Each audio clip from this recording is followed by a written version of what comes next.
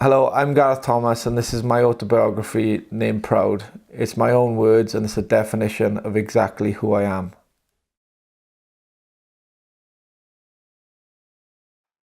Yeah, like I have so many people in my life um, that I don't know, that I would gladly die for because, they mean so much to me.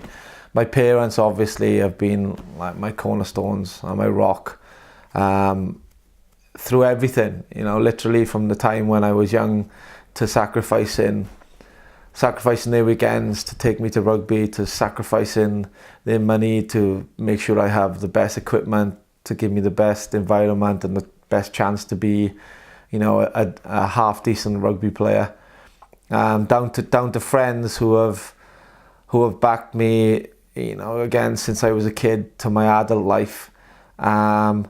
And people who have, I think, respected me because, through all of this and all of my life and all of my story, ultimately the people who are closest to you, whether you think it or not, actually know a little bit more about you than you think they do.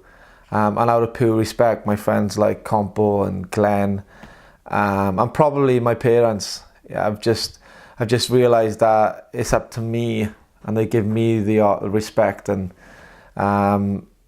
kind of the comfort that it's up to me to tell them, because they know that, if they'd have approached it or approached a subject that I wasn't sure about before I was ready to talk about it, then, God knows where that would have pushed me. And, even to a point of, I have so many friends that I connect with lately now. I'm back in Bridgend that I haven't seen for like 15, 20 years.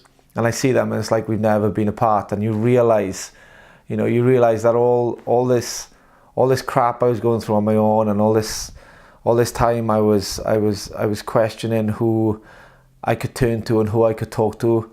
I didn't realize I had so many people that I could. And it's only now when finally I can be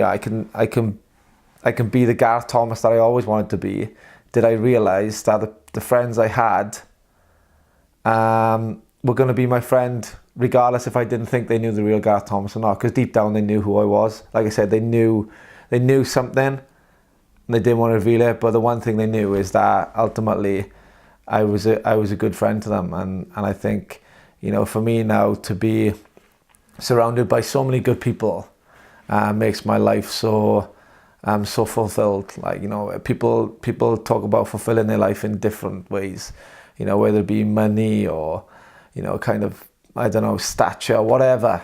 But for me, I have the best family and the best friends that any person could possibly ask for.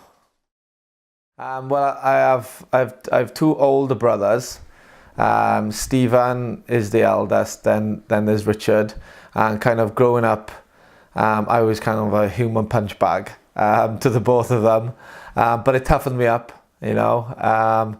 I knew how to take a punch by the time I was 16, 17, when I was entering the real world, because I'd been taking a lot off them. But I owe a lot to them, because they did toughen me up, but also, like I say, they were just my brothers, and they just did what brothers do, and they still do what brothers do, and they love me as much as I love them. And they've got, they now give me maybe, one thing that I probably will never have, as in children, they give me through their nieces the kind of best of both worlds, because I have the love and affection of a child, but also I don't have to change any nappies or have any sleepless nights or anything with them. So, they've given me and still give me a lot. And then there's my mum and my dad, Yvonne and Barry, who, I don't really know what I can say about them without kind of, I don't know, because they're just, to me, they're just everything. They really are.